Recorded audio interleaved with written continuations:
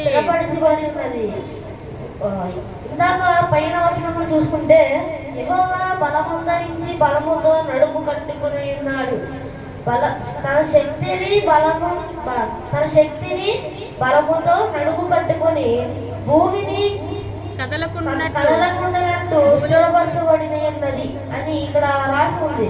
భూమి యెహోవా శక్తి బలముతో నడుము కట్టుకున్నాడు కాబట్టి భూమి ఎటు వెళ్ళకుండా ఎటు తిరగకుండా స్థిరంగా నిలబడింది. పురాతన కాలము నుండి నీ సింహాసనము స్థిరమాయెను. సదాకాలము ఉన్నవాడవు నీవే. హల్లెలూయా. పురాతన కాలం అంటే రాజుల కాలం.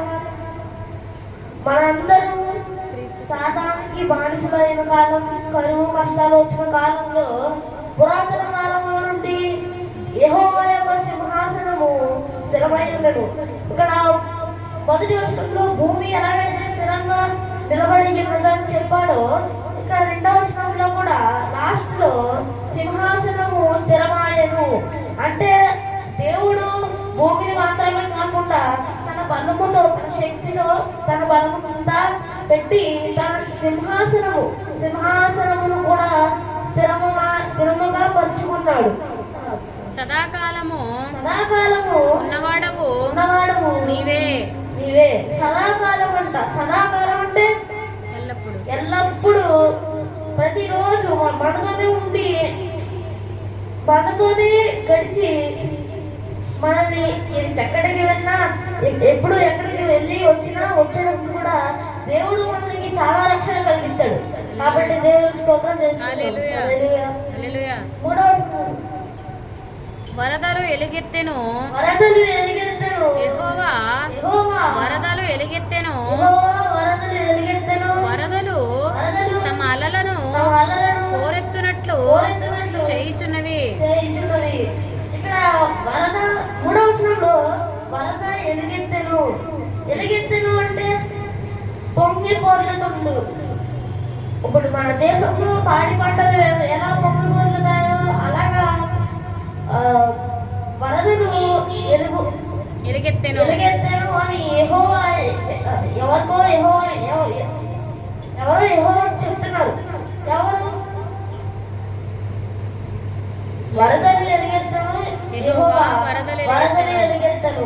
వరదలు పొంగి పొర్లుతున్నాయి. యెహోవా వరదలు మళ్ళీ పొంగి పొర్లుతున్నాయి.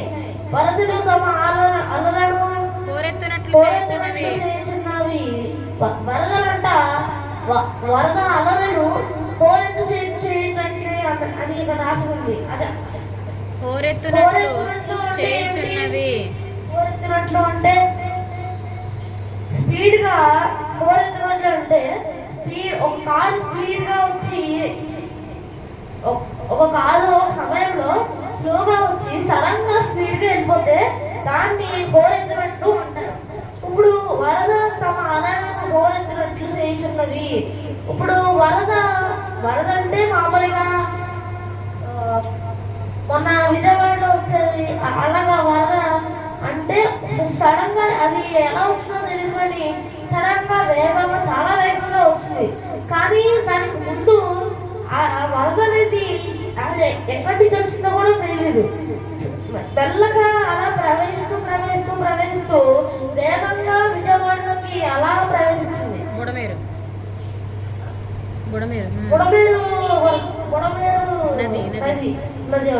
విస్తార జలముల ఘోష కంటెను.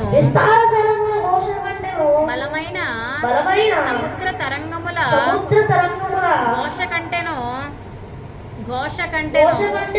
ఆకాశమందు యెహోవా బలిష్ఠుడు. ఇక్కడ 4వ వచనం మొదటిలో విస్తార జలముల ఘోషల కంటే విస్తార జలములంట.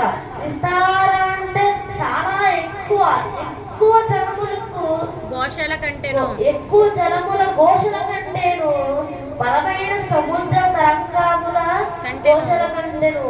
ఆకాశమున యెహోవా బలిష్ఠుడు. హల్లెలూయా. హల్లెలూయా. ఇక్కడ వస్తార జనములు ఘోషలకు అంటే మాటలు. చాలా మంది దేవుణ్ణి చాలా మంది ఈ మధ్యన దేవుడిని వాక్యం ప్రకటించడానికి వెళ్తుంటే చాలా మంది దైవజనులను రాళ్ళు లేకపోతే ఏమి ఇచ్చుకుని అవి వేసి మరి కొడుతున్నారు. అలాగా జరగకుండా ఇక్కడ వస్త్రాల జరగకుండా ఘోషలకు అంటే బలమైన ఈ 4వ వచనంలో చెప్పేది ఏంటంటే వస్త్రాల జలముల ఘోషముల కంటే బలమైన సముద్ర తరంగాల ఘోషముల కంటే బలమైన సముద్ర తరంగాలు. ఇందాక 3వ వచనంలో వచ్చింది అలలను హోరెత్తినట్లు స్పీడ్ గా సముద్ర తరంగాలు కూడా సముద్ర తరంగాల ఘోషల కంటే ఆ పైన ఉన్న ఆకాశమునందు బహిష్ఠుడు. ఆ పైన ఆకాశము యెహోవాయే మనకి తోడు, యెహోవాయే మన బలం, యెహోవాయే మన ఆలోచన.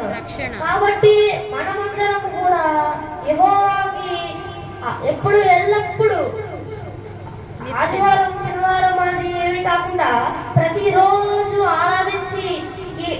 ఆరాధించి వాక్యం తెలుసుకొని మరి దేవుణ్ణి స్తుతించాలని కోరుకుంటున్నాను. హల్లెలూయా.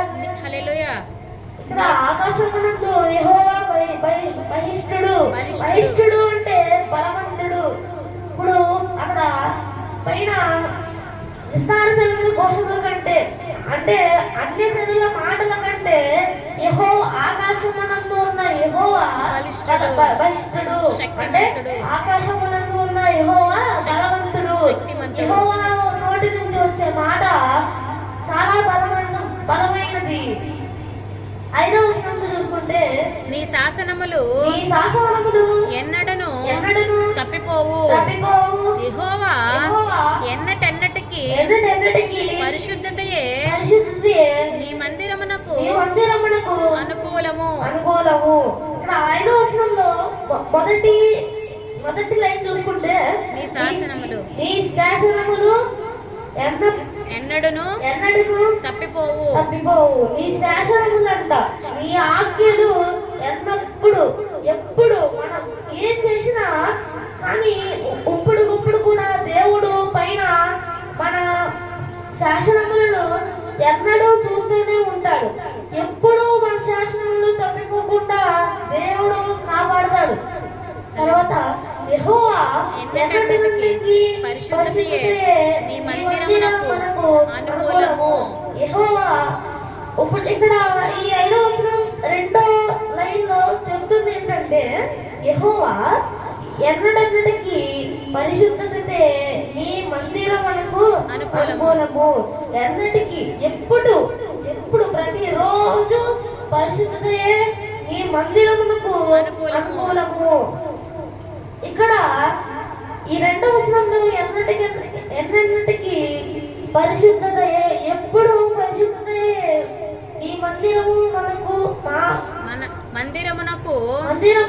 అనుకూలము. ఎన్నటన్నటికి పరిశుద్ధతయే ఈ యొక్క దేవుని మందిరకు అనుకూలము. మరియు మనమందరము మన మందిరము స్థిరముగా నిలబడి పరిశుద్ధంగా నిలబడి దేవుని ఇక్కడ మొదటి వచనంలో యెహోవా బలముల నుంచి బలముతో నడుము కట్టుకున్నాడు. అలా కూడా మనం కూడా యెహోవా బలముతో మనం కూడా యెహోవాకు కలిగిన ధైర్యంతో మనం కూడా మన మందిరాలని మన శరీరాలని స్థిరపరిచి మనం ఉంటున్న గృహాలను మనం ఉంటున్న ప్రదేశాలను మనం ఉంటున్న దేశాన్ని పరిశుద్ధతగా కలిగి మనమందరము స్థిరముగా నిలబడాలని 93వ దావీదు కీర్తనలో ఇక్కడ సెలవిస్తుంది. ఏమనగా కాబట్టి మనకు కూడా యెహోవా బలము ధరించి బలముతో తన సింహాసనము తన బలమునంతా నడుము కట్టుకున్నాడు కాబట్టి మనము కూడా అటువంటి బలముతో మనము కూడా యెహోవాను స్తుతించి యెహోవాను ఆరాధించి యెహోవా సన్నిధిలో ఎల్లప్పుడూ కనబడాలని కోరుకుంటూ ఈ చిన్న కీర్తన కీర్తన భాగాన్ని దేవుడు దీవించి ఆశీర్వదించును గాక. ఆమేన్.